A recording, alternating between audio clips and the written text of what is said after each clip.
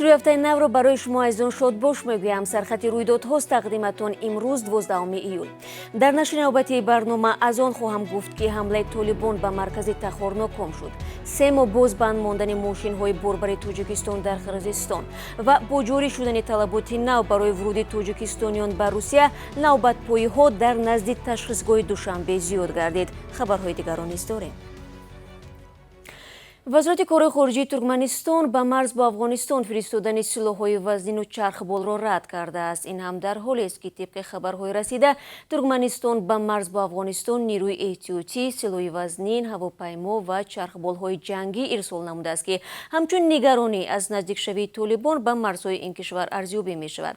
یک منصبدار ترکمن که نخواسته است نامش آشکار شود به رادیو آزادی گفته است که نیروهای علاوگی به گارنیزون مری واقع در 400 کیلومتری گذرگاه مرزی سرحد آباد فرستاده شدند. هفته گذشته رسانه‌ها گزارش داده بودند که طالبان افغان یک عده گذرگاه‌های مهم در مرزهای تاجیکستان، ترکمنستان و ایران را تحت تصرف درآورده بودند و خبر آخرین از افغانستان این است که دیروز یک حمله طالبان به شهر شمالی طالقان ناکام شد. اسکندر خواجه میرزاده گزارش می‌دهد.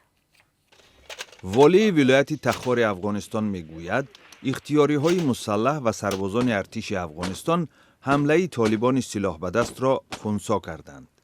صبح یکشنبه 11 ایول طالبان به شهر طالقان مرکز ولایت تخار افغانستان حمله گسترده راه اندازی نمودند، ولی زیر فشار واحدهای نظامی اختیاری‌های مسلح و نیروهای امنیتی افغان به عقب نشینی وادار شدند و تمام تهاجم دشمن دفع کردند. در نتیجه ایستادگی و مقاومت بسیجای مردمی ما تحت نیروهای دفاعی و امنیتیمان دشمن با تلفات بسیار سنگین و بی سابقه را داشتند که در امی 4 استقامت و 4 موقع 55 نفر کشته داشتند، تقریبا در حدود 90 نفر زخمی داشتند. خبرگزاری رویترز نوارها از این نبرد را نشر نموده است. با دفاع از خاک میکنیم، دفاع از وطن میکنیم، دفاع از بیرق میکنیم، دفاع از دولت میکنیم. این وطن ماست، این خاک ماست، ما در اینجا میره از بین میجنگیم. هفته‌های اخیر طالبان در شمال افغانستان پیروزی‌های زیاد داشتند. از جمله تمام ناحیه‌های ولایت تخار به استثنای شهر طالقان زیر نظارت سلاح‌برداران این جنبش اسلامی میباشند. پیشرفت‌های طالبان با آغاز بیرونشوی نیروهای ایالات متحده آمریکا از افغانستان در ماه می سال روان وسعت یافتند.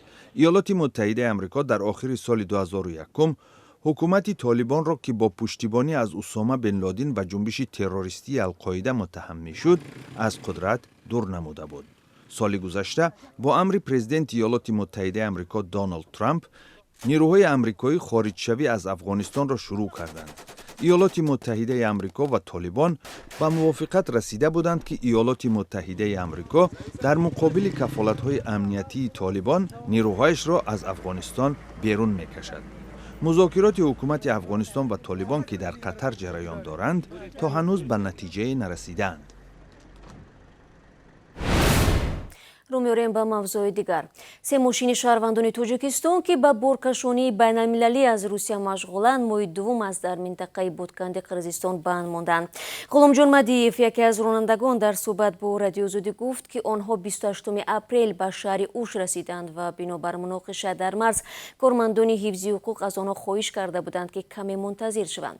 در حال حاضر آنها از مرز تاجیکستان 10 کیلومتر دورترند.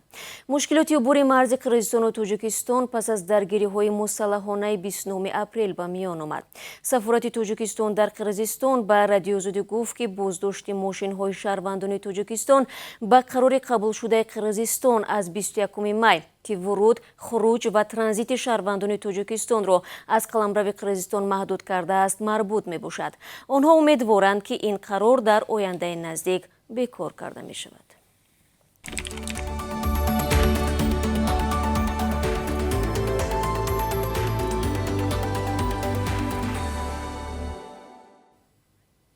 میرویم به روسیه. حامیان حقوق مهاجران برای تغییر دادن بند 19 قانون نو مهاجرت در این کشور موفق شدند.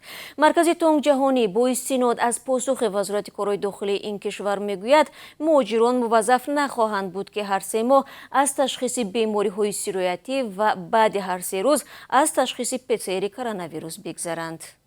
و این قانون رو بیکار کردن و این چنین همون انالیزهای کرونا ویروسی که هر 3 روز پس و انالیز ویرسپید که هر 90 روز پس یعنی میپرسیدن همون رو به 1 سال تمدید کردن. بر علاوه شهروندان خارجی امکان دارند با استفاده همان یک حجت برای دریافت حق موقت زیست یا خود RVP و بعد 8 ماه دیگر به ونژ سپارند. همچنین اگر حجت ها بر وقت سپاریده شوند امکان دراز کردن پتنت نیز وجود دارد. یادآور میشوم قانون نو مهاجرت که از سوی ولادیمیر پوتین به امضا رسید از 28 دکبر امسال به حکم اجرا می‌دراید. حدود 68,000 شهروندان خارجی در مسکو ضد کرونا ویروس واکسینه گرفتند. این امور را ریان نوستی از قبل استودیو جمهوری نظارت و آموزش وضع کووید 19 نوشته است.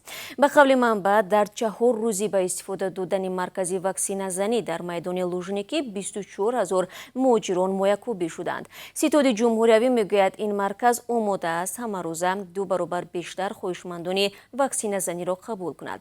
با سبب زیاد بودن طلبگران واکسینه مرکز لوژنیکی موکوبی از ساعت 8 سحر تا 22 شب ادامه میکند.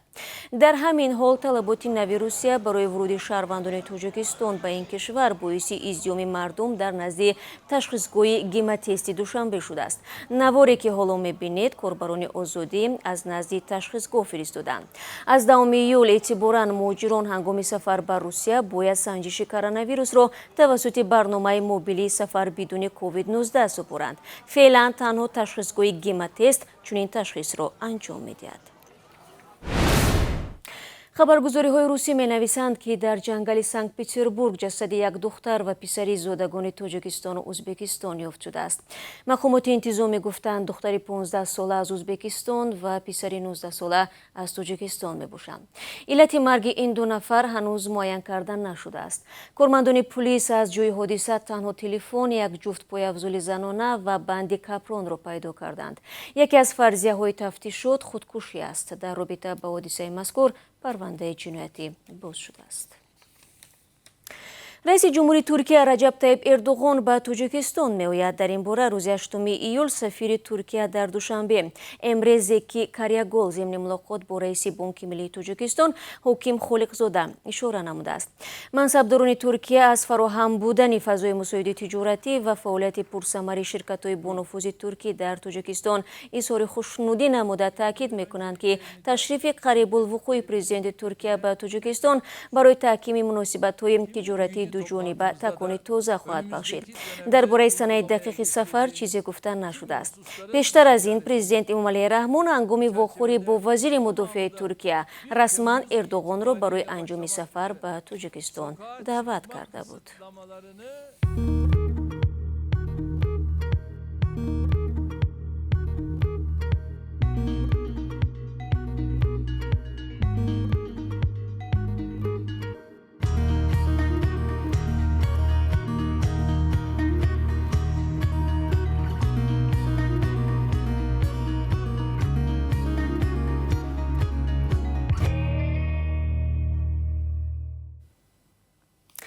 آخر هفته گذشته در پی صدمه و آتش گرفتن ماشین راننده و مسافر آن به هلاکت رسیدند. طبق اطلاع کمیته حالتهای فوق‌العاده 9 ایول در راه ماشینگرد دیوشتیچ استرفشن ماشین کیا اپتیما ساکن 47 ساله شهر ترسونزاده به درخت کناری راه برخورده است.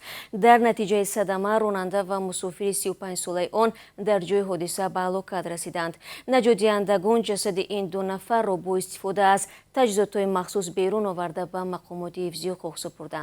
سبب صدمه دقیق نیست اما شاهدان میگویند به نظر می رسید که راننده نتوانست از عهده اداره ماشین برآید.